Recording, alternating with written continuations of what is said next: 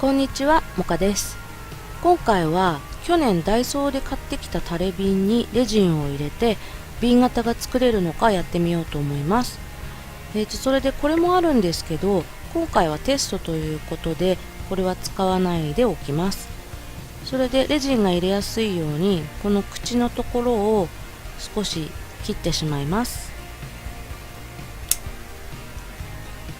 はい、このくらいに切りました。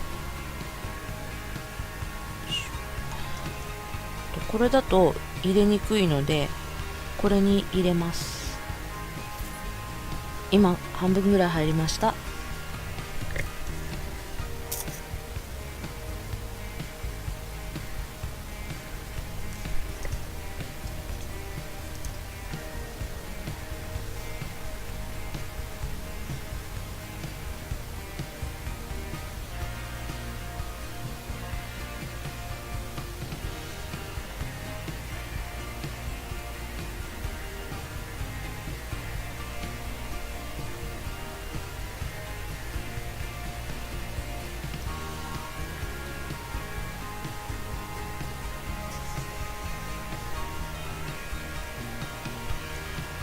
はい、今、硬化してみたんですけど、ちょっとこの材質のせいなのか熱くなってしまっているので、少し冷ましてから切ります。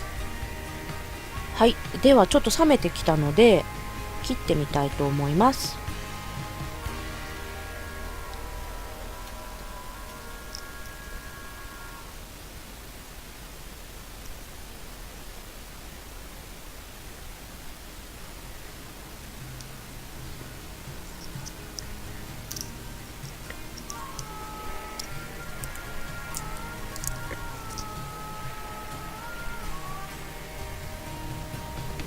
はい、タレ瓶で瓶の形が作れるのかやってみました。